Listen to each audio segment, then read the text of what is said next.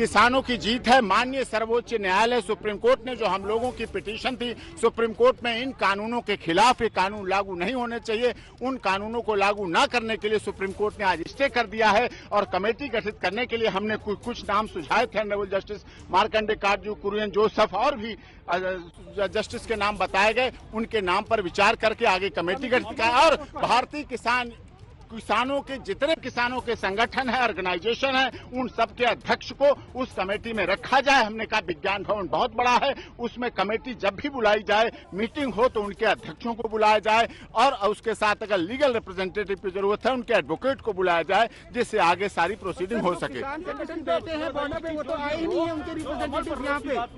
किस तरह से समझाया और कितना समय लगेगा? ये पूरा समय लगेगा, कमेटी टाइम लगेगा, लेकिन कानूनों पर रोक लगाना भारत के किसानों की सबसे बड़ी जीत है और ये सरकार की हार है। माननीय सर्वोच्च न्यायालय ने कहीं न कहीं माना कानून गलत थे, किसान विरोधी थे, आर्बिट्रेटरी थे, अनकॉन्स्टिट्यूशनल थे, इसलिए इन कानूनों पर रोक लगा दी गई है।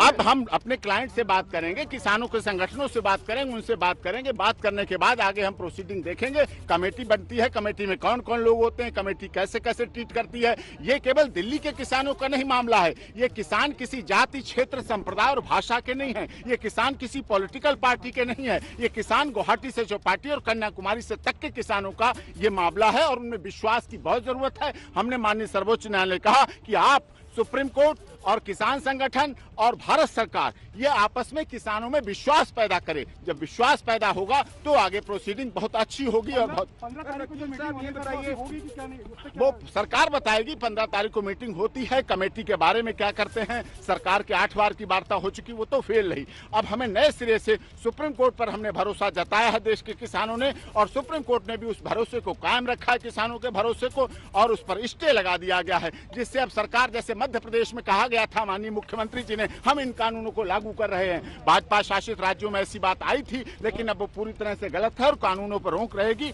और कानून जब तक ये लागू की बात ही नहीं है, अभी लागू होने का कोई विषय नहीं। आप ना सवाल पूछें, ये कानून रद्द भी होंगे क्योंकि कमेटी बनेगी और कमेटी में सारी चीजें सच्चाई के साथ रखी जाएंगी। जब बनेगी कमेटी, बनने के बाद जब सीधे सामने आएगी और फिर उसकी रिपोर्ट माननीय सर्वोच्च न्यायालय में आएगी। जब रिपोर्ट आएगी तो उस पर दूध का दूध, पानी का पानी हो जाएगा।